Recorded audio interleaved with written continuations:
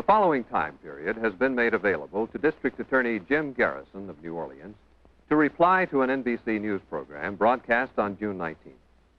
In that program, NBC News examined some of the methods used by Mr. Garrison in his investigation of what he charges was a conspiracy to assassinate President Kennedy.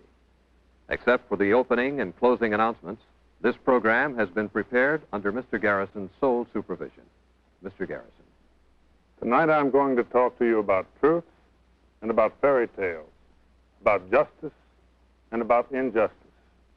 In the months to follow, you're going to learn that many of the things which some of the major news agencies have been telling you are untrue.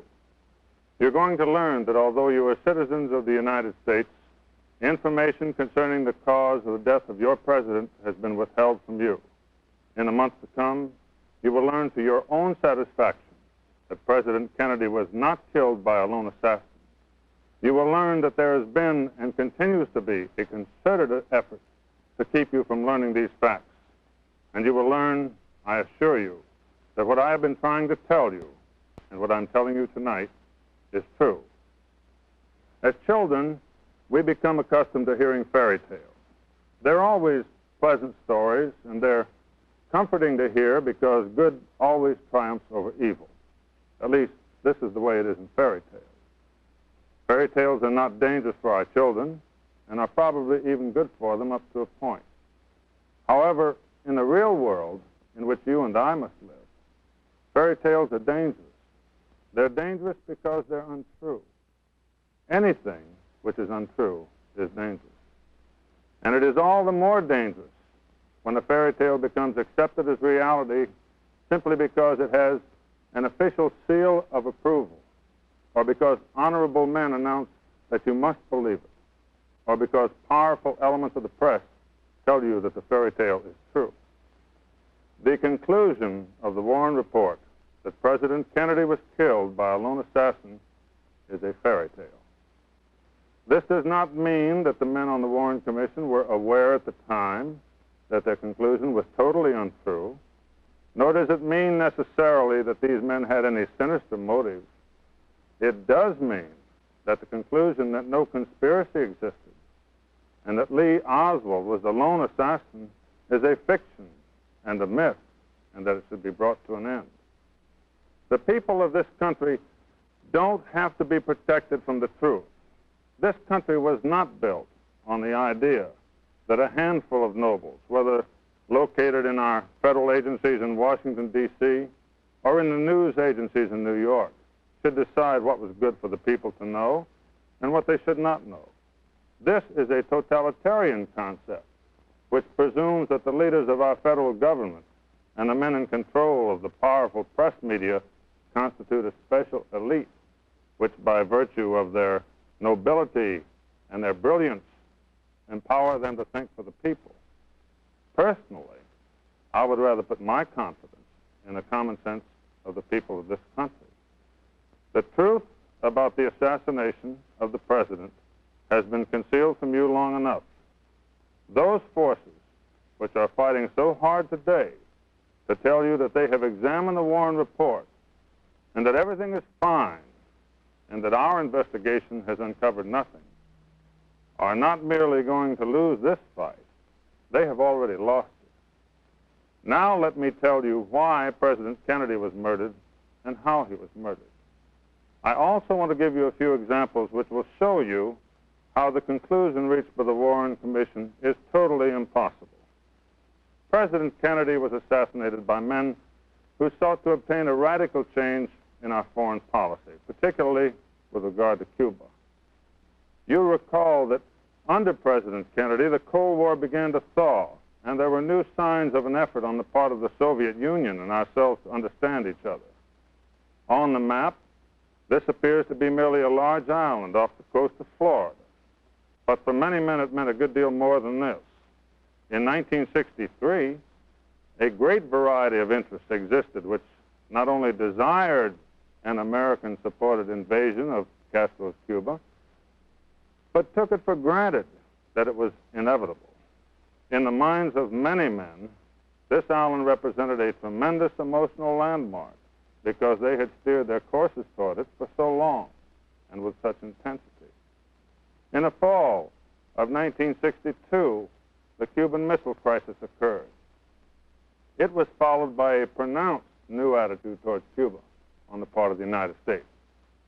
Cuba, after this, was no longer regarded as an enemy and was no longer regarded as fair game for those men who, for one reason or another, focused their attention on this island. The new signs of understanding between Russia and the United States continued to develop.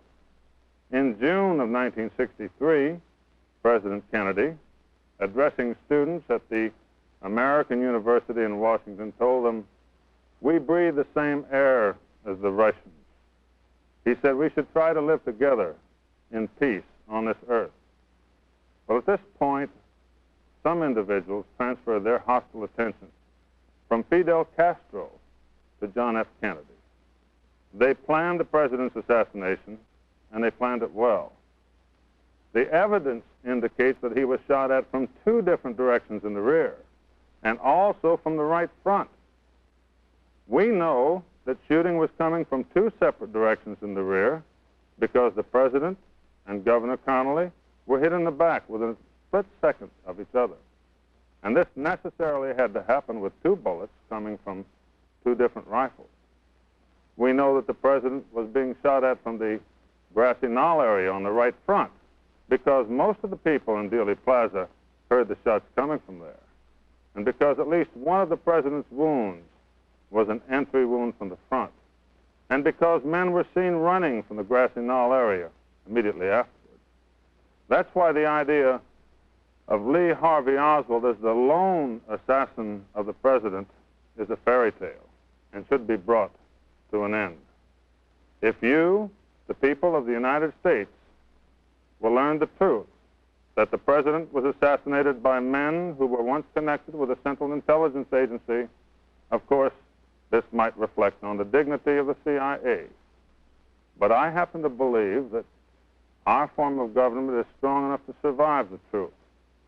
I believe that you are entitled to the truth about how your president was shot down in the street and how it was done. Instead, some of the most powerful news agencies we have in our country have worked hard to convince you that everything is all right. They do not tell you that Lee Harvey Oswald's fingerprints were not found on the gun, which was supposed to have killed the president. And they do not tell you that nitrate tests exonerated Lee Oswald from the actual shooting by showing that he had not fired a rifle that day. And they do not tell you that it was virtually impossible for Oswald to have taken his fingerprints off the gun, hidden the gun, and gone down 4 flights of stairs by the time he was seen on the 2nd floor. Above all, they do not tell you of the overwhelming eyewitness testimony that shots were coming from behind the stone wall on the grassy knoll. In a choice between official dignity and the truth, dignity was given priority, and so you have not received the full truth. This is why there continue to be hundreds of documents still hidden from your eyes and classified as secret, and some of them bear such titles as Lee Harvey Oswald's accessibility to information about the U-2, the Central Intelligence Agency's dossier on Lee Harvey Oswald, and a CIA file on Jack Ruby. You have not been told that Lee Oswald was in the employ of United States intelligence agencies, but this was the case, and so I am telling you. Why, this young, uneducated man had learned to speak Russian even before he left the Marines, and there's only one way he could have learned that. Oswald had a higher security rating than his buddies in his Marine unit. During 12 hours of questioning, to give you another example, 12 hours of questioning after the assassination, there is no transcript of Oswald's statements available for you to look at. Now, it doesn't matter where you live.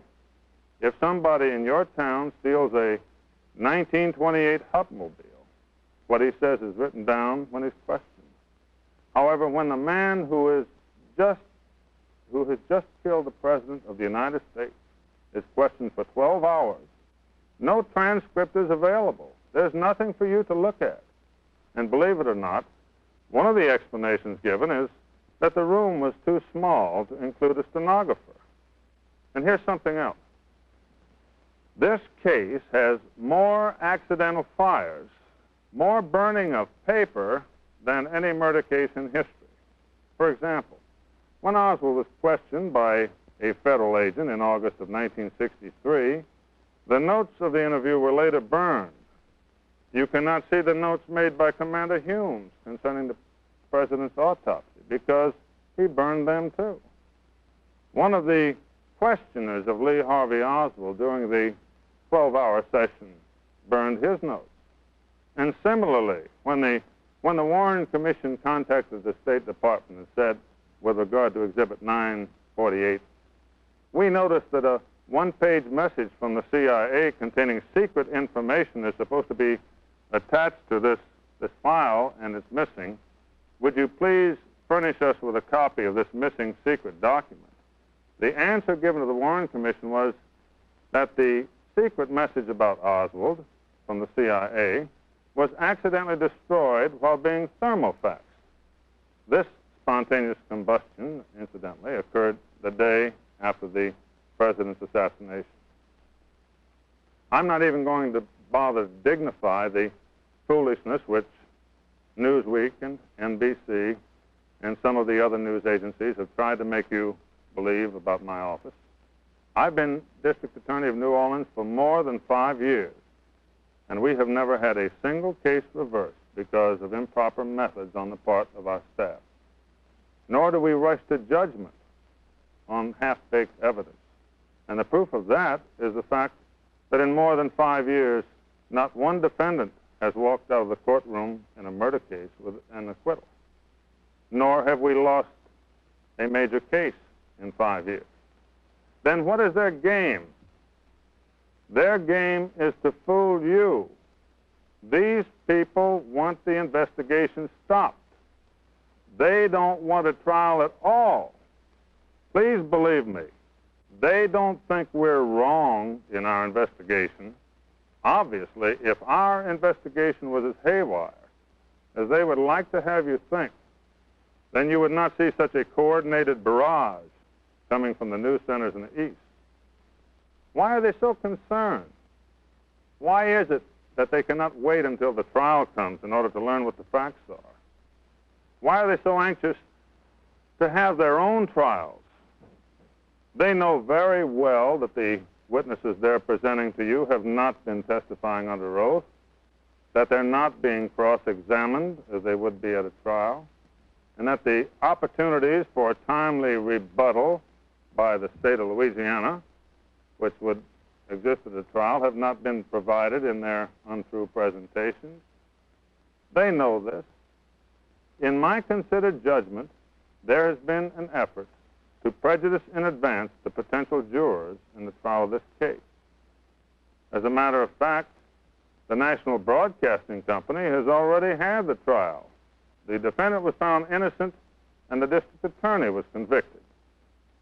They announced across the nation that my methods were improper. But as their stories, one by one, turn out to be false, they do not reveal this to you, but simply search hopefully into new areas.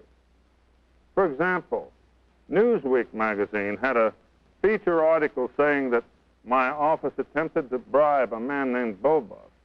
It later turned out that his story and their article was totally untrue, and the tape which Newsweek described had been altered. The police investigators in my office were found innocent of any wrongdoing in a serious investigation conducted by the police department. However, Newsweek has made virtually no mention of that. Similarly, in its recent effort to make you think that my methods are improper, NBC announced coast to coast that it had located the real Clay Bertrand, that an NBC man had talked to him. This made every newspaper in the country, and it inferred, once again, that in addition to using terrible methods, we were off on a wild goose chase. Now, when it turned out that this was a total fabrication, and the man whom NBC identified as the real Clay Bertrand hotly denied ever using the name, there was only coast-to-coast silence from NBC. NBC presented a professional burglar whom my office had just recently convicted and allowed him to make a plainly false presentation that we had tried to get him to climb into the defendant's apartment and plant evidence there. The inference, of course, was that this particular defendant was too lofty a character to participate in my nefarious schemes. However, recently, when we called him before the New Orleans grand jury so that he could tell all about our new venture into the burglary business, he took the Fifth Amendment when asked if his statement on NBC was true. Once again, this was followed by loud silence from coast to coast on NBC. As a matter of fact, the Warren Commission's inquiry into the assassination started off with a completely unacceptable philosophy for a democracy like ours. One of its stated objectives was to calm the fears of the people about a conspiracy. But in our country, the government has no right to calm our fears any more than it has, for example, the right to excite our fears about Red China or about fluoridation or about birth control or about anything. There's no room in America for thought control of any kind, no matter how benevolent the objective. Personally, I don't want to be calm about the assassination of John F. Kennedy. I don't want to be calm about a president of my country being shot down in the streets. And I don't want to be calm about the fact that for reasons of public policy or national security or any other phony reason, the true facts have been withheld from the people of this country. If the day has come when it is possible to shoot our president down because some men disagree with his foreign policy, and the day has come that the moment his heart stops beating, other considerations take over which conceal the total truth from the citizens of the United States, then the day has come when we have ceased to be a democracy. I cannot believe that this is so, that the time has come in America when the people no longer control their country. Yet I must confess that I'm appalled by the readiness with which some of the major press media have accepted the great fairy tale without hesitation, rousing from their stupor only when they have learned that a district attorney was violating all the rules of etiquette and digging up the truth. They're telling you that black is white when they tell you there is no evidence of a conspiracy. They have to know well the significance of the continued concealment of X-rays and autopsy pictures, which, if revealed to you, would show that the president was hit by rifle fire from more than one direction.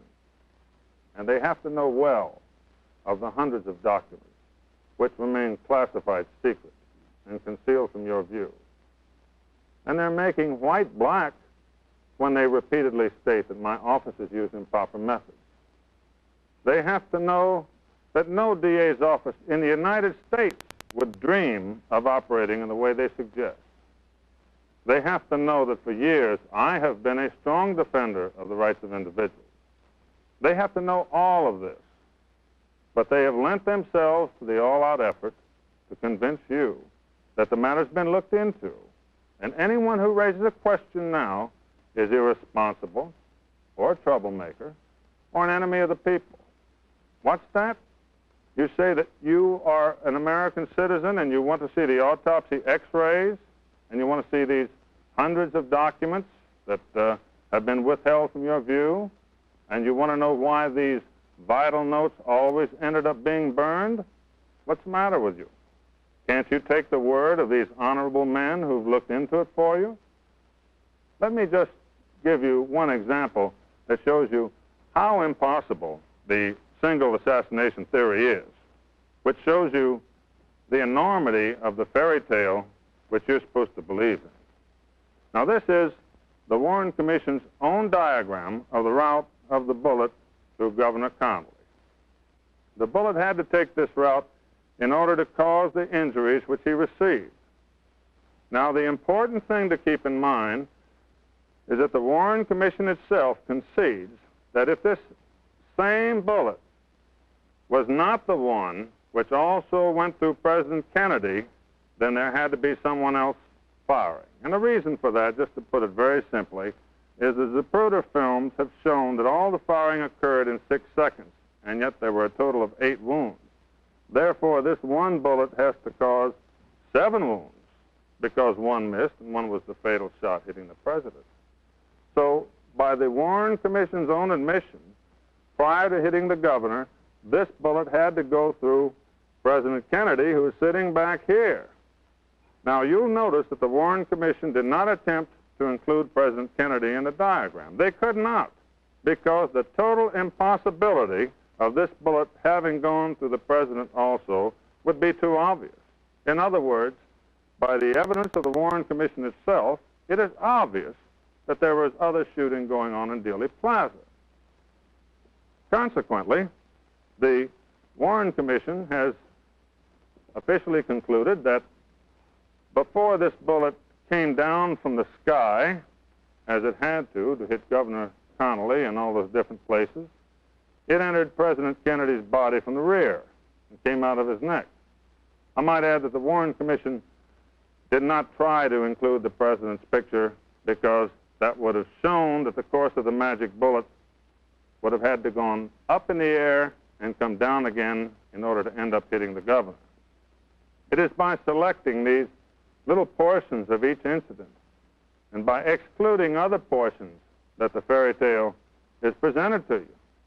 However, if they had to show in one diagram the bullet entering the president and then continuing through Governor Connally, you would be able to see the total impossibility of this bullet causing 7 wounds. Now, this is just one of many examples which show that the Warren Commission's conclusion is completely impossible. The bullet 399 is another example. The fact that the cartridges in the Tippett case do not match at all the bullets in Tippett's body, one after the other. If I had the total hour to reply, which NBC used to try and discredit my office, I would be able to go into more matters. But let's sum it up by saying that it is completely impossible to uphold the single assassin theory if you look at it seriously. Anyone who has done their homework knows that the single assassin theory is totally impossible. In the final analysis, what has been done by the Warren Commission in its investigation is to take this series of implausibilities and to attempt to prove to you that each one of them is at least mathematically possible. Each one of them is mathematically possible, but not probable. However, it is not mathematically possible for all of these series of implausibilities to have occurred. And this is what they ask you to believe. It's very much like telling you that it is mathematically possible, for example, for an elephant to hang from a cliff with his tail tied to a daisy. Of course, this is implausible. But what do? They produce an expert who says, yes, I have made a study of the situation, and this is not a full-grown elephant, and this is a particularly tough kind of daisy, and therefore it was mathematically possible. Now, the official truth, as a result of such expert testimony, as a result of the creation of a series of mathematical possibilities, is now no longer what actually happened in Dallas, but what has been officially approved. Well, I say that the matter is not closed, not in this country. I say that the day has not yet arrived when the only reality is power, and the ideals on which our country was built are merely words printed on paper. I believe that those news agencies which have sought to imply that I would use improper methods to gain some sort of fictional political advantage have simply revealed their own cynicism. I believe that in this conflict between truth and power, and this is exactly what it is all about, that power cannot possibly smash truth out of existence. The people in this country will not let that happen. If we still live in the same country in which we were born, and I don't think it's changed that much, if this is still the country in which, in the words of our Pledge of Allegiance, there exists liberty and justice for all, then this attempt to conceal the full truth from you, in the end, has to be a failure. Now, in this case, I've learned more about the human race than I really wanted to know. And I've learned more about some of our government agencies than I really wanted to know. And I've learned more about some of our press agencies than I cared to know. But I am still naive enough to believe that in America, the people make the decisions, not a handful of men in the Washington and New York areas. And I believe that the people of America want to know the entire truth about how their president was shot down in the streets of Dallas. And I want to assure you that as long as I am alive, no one is going to stop me from seeing that you obtain the full truth, and nothing less than the full truth, and no fairy tales. Time for the preceding program was made available to District Attorney Jim Garrison of New Orleans. The program was prepared under his sole supervision. It constitutes his reply to an earlier NBC News program examining some of the methods Mr. Garrison has used in his investigation of the assassination of President Kennedy.